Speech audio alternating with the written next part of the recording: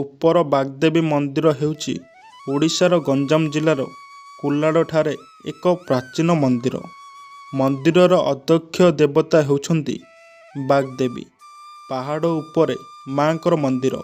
ମନ୍ଦିରକୁ ଯିବା ପାଇଁ 285 ପାହାଚ ନିର୍ମାଣ ହୋଇଛି। ମଙ୍ଗଳବାର ମକର ସଂକ୍ରାନ୍ତି ଦିନ ମାଙ୍କ ଶକ୍ତିପୀଠରେ ପୂଜା ବିଧି ହୁଏ। ବହୁତ ଦୂର ଦୂରାନ୍ତରୁ ଭକ୍ତମାନେ ଆସନ୍ତି ମାଙ୍କୁ ଦୁଃଖ ଜଣାଇବା ପାଇଁ।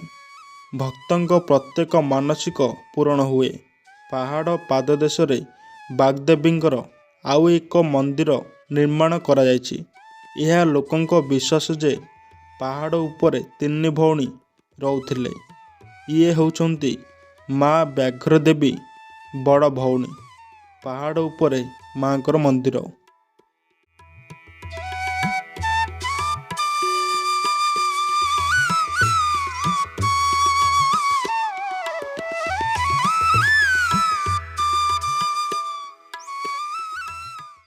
କୁଲାଡ଼ ଜଗନ୍ନାଥ ମନ୍ଦିର ନିକଟରେ ମା ବାଗଦେବୀ ହେଉଛନ୍ତି ସାନ ଭଉଣୀ।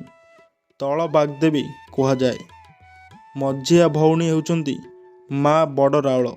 ମା ବଡ଼ ରାଉଳ ମନ୍ଦିର ଡୁମା ଗୁମ୍ଫା ନିକଟସ୍ଥ ଭଞ୍ଜନଠୁ 80 କିଲୋମିଟର। ମା ବଡ଼ ରାଉଳ ମନ୍ଦିର।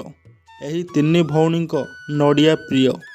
ଭକ୍ତଟିଏ ଶ୍ରଦ୍ଧାର ସହିତ ନଡ଼ିଆଟିଏ ବଢ଼େଇ ଦେଲେ ମନସ୍କାମନା ପୂର୍ଣ୍ଣ ହୁଏ। ଲୋକମାନେ କୁହନ୍ତି ଯେ ଏହି 3 ଭଉଣୀ ସର୍ବଦା ନଡ଼ିଆ ପାଇଁ ପରସ୍ପର ସହ ଲଢ଼େଇ କରୁଥିଲେ ଏବଂ ପରେ ଥରେ ସ୍ଥିର କଲେ ଯେ ସେମାନେ କେଉଁଠାରେ ରହିବେ ସେହି ଅଞ୍ଚଳକୁ ଭାଗ କରିବେ। ତେଣୁ ସେମାନେ ପାହାଡ଼ ଉପରୁ 3ଟି ଲୋଟା ପକାନ୍ତି।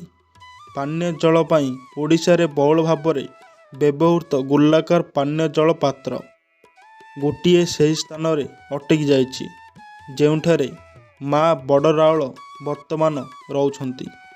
ଦ୍ୱିତୀୟଟି ସେହି ସ୍ଥାନରେ ଅଟକି ରହିଛି ଯେଉଁଠାରେ ଆଜି ଉପର ବ୍ୟାଘ୍ରଦେବୀ କୁହାଯାଏ ଏବଂ ତୃତୀୟଟି ଏକ ପୋଖରୀରେ ଖସି ପଡ଼ିଥିଲା ଯାହା ବର୍ତ୍ତମାନ ଏକ ମନ୍ଦିର ଯାହା ଭୂମିସ୍ତର ତଳେ ଅଛି ମା ବାଗଦେବୀ କୁହାଯାଏ।